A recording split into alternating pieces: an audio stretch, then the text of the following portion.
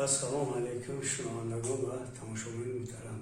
ما با همراهی شما یکی از مسائلی را دیده می‌بریم که آنها در پروگرسیو نشدند. این پروگرسیو را چیزی که درس گذشته با شما تاکید کرده بودیم پروگرسیو آریتمتیکی میشه و گیومتری.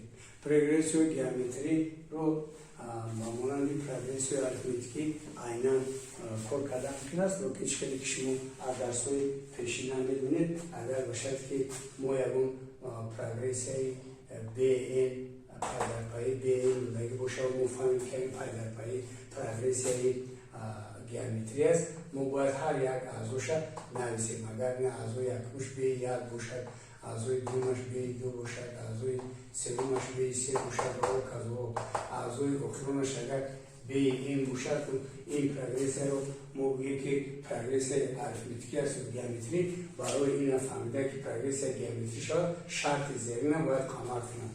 یعنی ما در این پروگرسیو اعضای دیگه اگر اعضای دیگه پروگرسیو را با اعضای یکم تقسیم کنیم و اعضای فرض کردیم سومش را با اعضای دیگه تقسیم کنیم و او کذا ما اعضای اگر اعضای همین اینما گرفته با اعضای مینوس یکم تقسیم کنیم، همه همین حاصل تقسیم اگر یخیله شوند اونگو این عدد یخیله فرض کنیم کو شود، اگر همین کو را ما می‌نویسیم و کا میشود یک عدد میشود.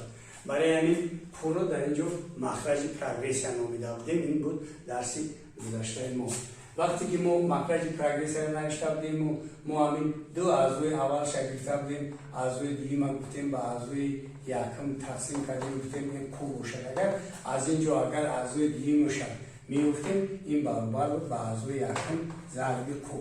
از روی همین نوشتجاتی که شما قطعی نوشتیم، این اگر من اعضای اینمی همین نوشتنیشم اعضای یکم می‌نویسم، اگر نشان دهنده کو را من نگاه کنم، اگر نشان دهنده کو یک است، این دو است ایندکسش، همین با همین نگاه کرده نشان دهنده این که دو باشد نشان دهنده یک رو کم میشود، یعنی نشان دهنده این مینوس یک میشود.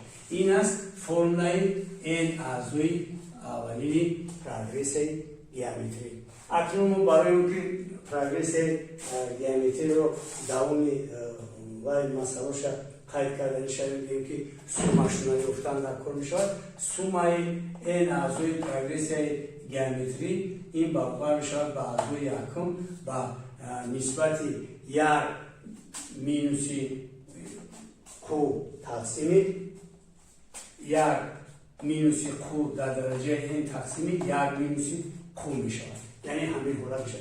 این حالتی که من با شما در تخته سیم قید کرده گیم، این در حالتی که همین کوی ما این برابر یک نباشد، همین حالت ما همین می رسیم که یعنی خوب این نو برابر یک است، یعنی از یک کلان.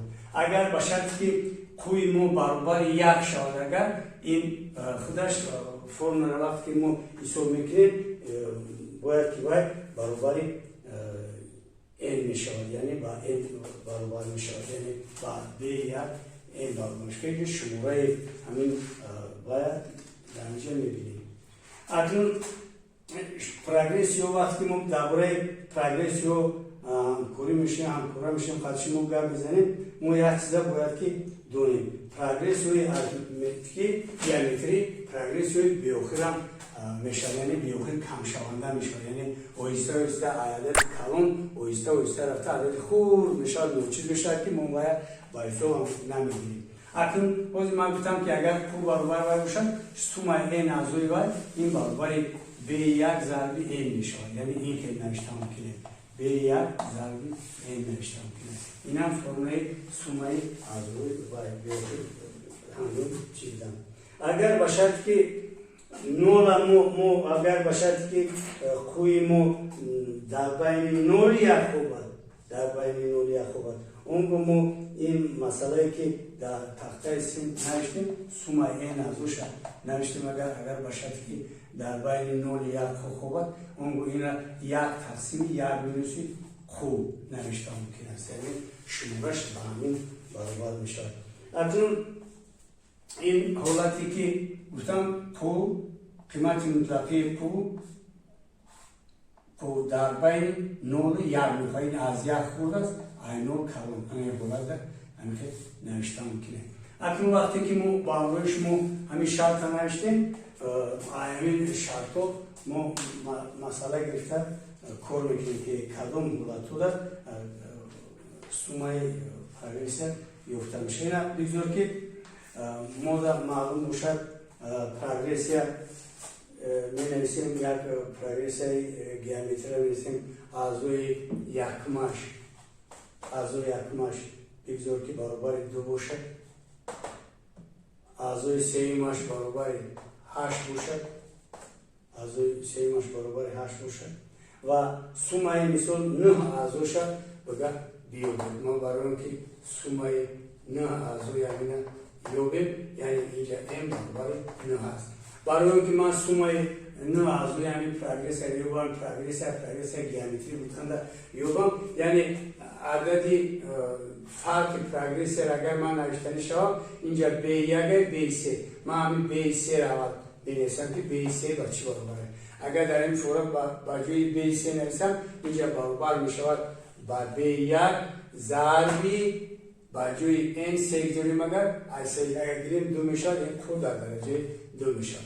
اگر با جوی B3 قیمتش گذارم 8 گذارم و جوی B1 2 گذارم خود در درجه 2 نویسم از اینجا خود در درجه 2 رو یوبیم اگر این می شود 8 تقسیم 2 این 4 می شود. یعنی ما اینجا اگر کو را یافتنیشم قیمت مطلقه کو این برابر رشه از 4 می شود این برابر 2 می شود. یعنی ما میتونیم که کو رو نویسیم کوی 1 نویسیم اگر این کوی 1 برابر مینوس 2 شود کوی 2 برابر 2 می شود. یعنی 2 تا قیمتی کو رو می‌بینید 2 مخرج. برای اون که شما میدونید که سومای ازو رو وقتی سومای ازوی پروگرسر یافتند ما اکنون نقشه بودیم که پروگرسر ما اگر کومون 9 برابر 1 باشد کوی ما که 9 برابر 1 باشد اینجا ما شرط داریم که کومون برابر 2 است. یعنی کو برابر 2 که باشد فرمول بالا SN نویسیم اگر SN برابر نویسیم 1 مینوس کو در درجه n تقسیم 1 مینوس کو ضربی ازو یکمی پروگرسرمون B1 نویسیم اگر ما همینجا قیمت چه گذاریم اگر البته که میگه که سومای 9 ازو شیوری ما با جای حرف n 9 می نویسم این میشه 1 مینوس کو در درجه 9 تقسیم اکنون 1 مینوس کو لیکن از بس که کوی ما برابر 2 است من میتونم اینجا 2 نویسم. اگر سوال باشد میتونید در کامنتر نویسید ما با سوال شما باز پراتر جواب میگردونیم. با دقتتون رحمت.